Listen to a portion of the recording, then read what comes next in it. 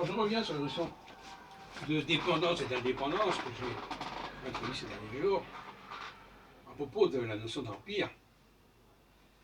Un empire, quelque chose qui se constitue en empire, ça veut dire que c'est une force qui veut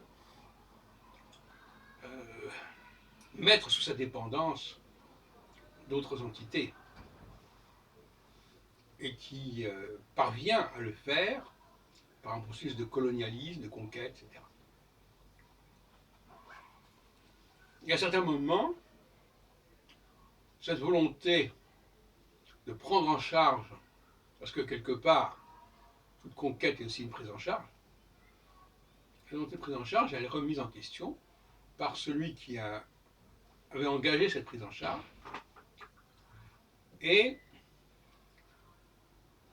je vais prendre le cas par exemple du général de Gaulle, qui en 1940, Paris spécule sur la solution impériale, l'Empire va sauver la France, et 20 ans plus tard,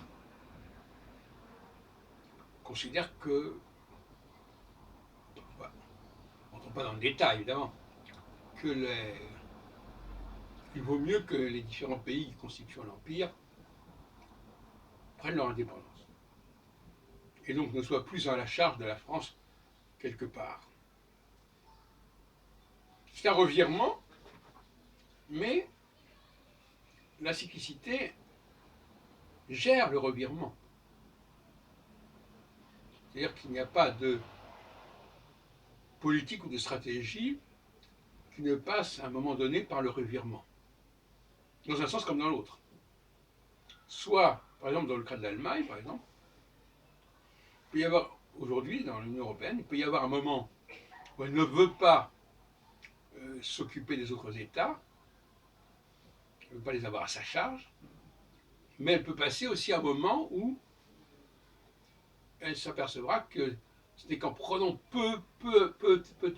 plus ou moins le contrôle de ces autres États qu'elle parviendra à maintenir sa dynamique à elle.